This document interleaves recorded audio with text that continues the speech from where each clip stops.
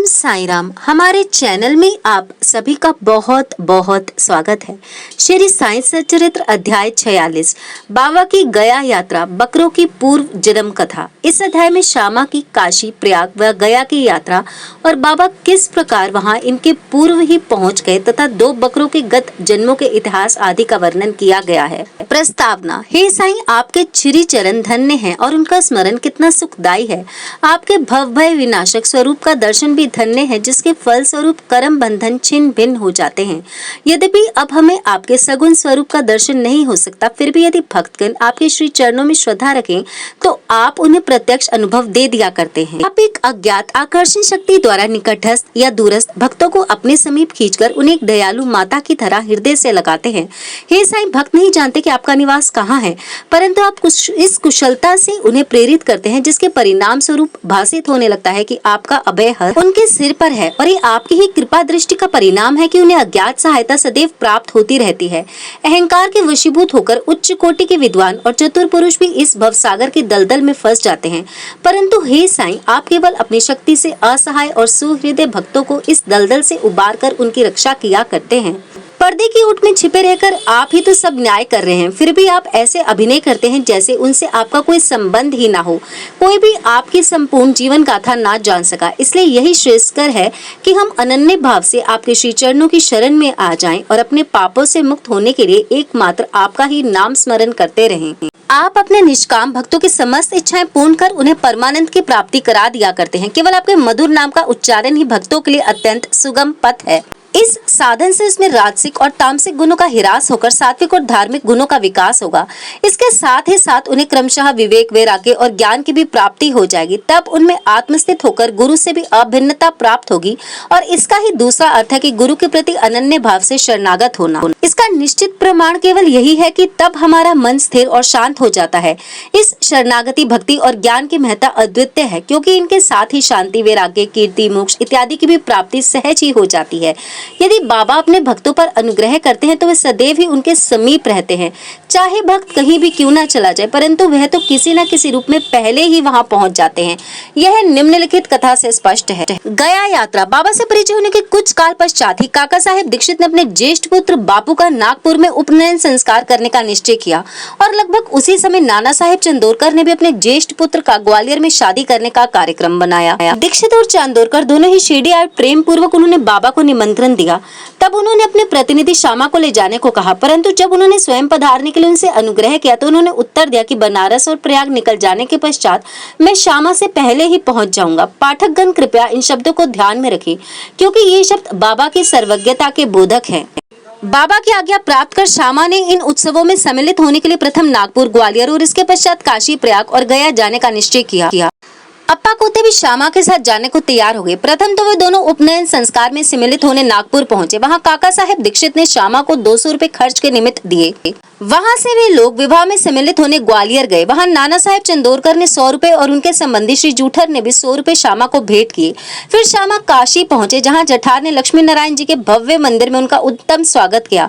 अयोध्या में जठार में व्यवस्थापक ने भी श्यामा का अच्छा स्वागत किया। श्यामा और कोते अयोध्या में 21 दिन तथा काशी में 2 मास तक ठहर कर फिर गया के लिए रवाना हो गए।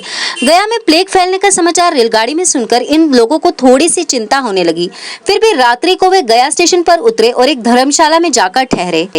प्रातःकाल गया वाला पुजारी, जो यात्रियों के ठहरने और भोजन की व्यवस्था किया करता था, आया और कहने लगा कि सब यात्री तो प्रस्थान कर चुके हैं, इसलिए अब आप भी शीघ्रता करें। श्यामा ने सहज उससे पूछा कि क्या गया में प्लेग फैल गया है? तब पुजारी ने कहा कि नहीं, आप निर्विघ्न मेरे यहाँ पधारकर वस्तु स्थिति का स्वयं अवलोकन कर लें। तब वे उसके साथ उसके मकान पर पहुंचे। उसका मकान का एक विशाल महल था, जिसमें पर्याप्त यात्री विश्राम पा सकते थे। श्यामा को भी इस स्थान पर ठहराया गया, जो उन्हें अत्यंत प्रिय लगा। बाबा का एक बड़ा चित्र, जो कि मकान के अग्रिम भाग के ठीक मध्य में लगा था, देखकर वे अति प्रसन्न हो गए। उनके हृदय पर आया और उन्हें बाबा के शब्दों की स्मृति हो आई कि मैं काशी और प्रयाग निकल जाने के पश्चात श्यामा से आगे ही पहुंच जाऊंगा। श्यामा की आंखों से अश्रुओं की धारा बहने लगी और उनके शरीर में रोमांच हो आया तथा कंठ रुंध गया और रोते रोते उनकी गिगियां बंद गईं। पुजारी ने श्यामा की ऐसी स्थिति देखी तो उसने सोचा कि यह व्यक्ति प्लेग की सूचना पर भयभीत होकर रुदन कर रहा है, परंतु श्यामा ने उसकी कल्पना के विपरीत ही प्रश्न किया कि ये बाबा का चित्र तुम्हें कहाँ से मिला है? उसने उत्तर दिया कि मेरे 200-300 दलाल मनमाड़ और पुनतांबे क्षेत्र में काम करते हैं तथा उस क्षेत्र से गया आने वाले यात्रियों की सुविधा का विशेष ध्यान रखा करते थे। वहां शिरडी के साईं महाराज की कीर्ति मुझे सुनाई पड़ी। लगभग 12 वर्ष हुए मैं स्वयं शिरडी जाकर बाबा के श्री दर्शन का लाभ उठाया था और वहीं श्यामा के घर में लगे हुए उनके चित्र से मैं आकर्षित हुआ था। तभी बाबा की आज्ञा से श्यामा ने जो चित्र मुझे भेंट किया था, ये वही चित्र है।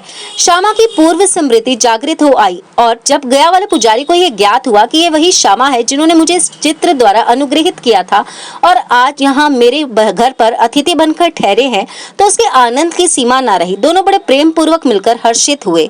फिर पुजारी ने श्यामा का बादशाही ढंग से भव्य स्वागत किया। वह एक धनाढ़ व्यक्ति थे। स्वयं डोली में और श्यामा को हाथी पर बिठाकर खूब घुमाया तथा हर प्रकार से उनकी सुख सुविधा का ध्यान रखा।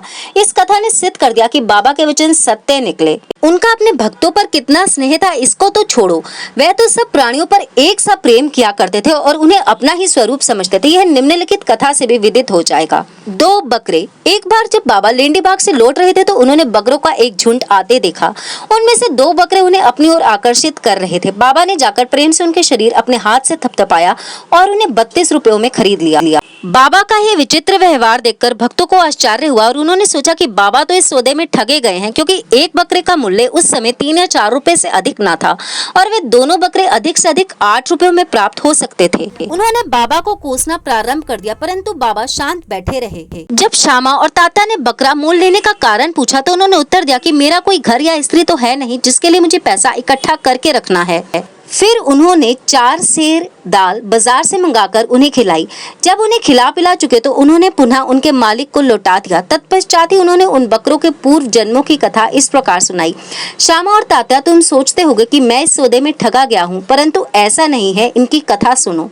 गत जन्म में ये दोनों मनुष्य थे और सौभाग्य से मेरे निकट संपर्क में थे, मेरे पास बैठते थे। ये दोनों सगे भाई थे और पहले इनमें परस्पर बहुत प्रेम था, परंतु बाद में ये एक दूसरे के कट्टर शत्रु हो गए। बड़ा भाई आलसी था, किंतु छोटा भाई बहुत परिश्रमी था, जिसने पर्याप्त धन उपार्जन कर लिया था। उससे बड़ा भाई अपने छोटे भाई से ईर्ष्या करने लगा, इसलिए उसने छोटे भाई की हत्या करके उसका धन हड़पने की ठानी और अपना आत्मीय संबंध भूलकर वे एक दूसरे से बुरी तरह झगड़ने लगे। बड़े भाई ने अनेक प्रयत्न किए, परंतु वे छोटे भाई की हत्या में असफल रहा। तब वे एक दूसरे के प्राण घातक शत्रु बन गए। एक दिन बड़े भाई ने छोटे भाई के सर पर लाठी से प्रहार किया। तब बदले में छोटे भाई ने भी बड़े भाई के सर पर कुल्हाड़ी चलाई और परिणाम स्वरूप वहीं दोनों की मृत्यु हो गई। फिर अपने कर्मों के अनुसार ये दोनों बकरे की योनि को प्राप्त हुए। जैसे ही वे मेरे समीप से निकले तो मुझे इनके पूर्व इतिहास का स्मरण हो आया और मुझे दया आ गई।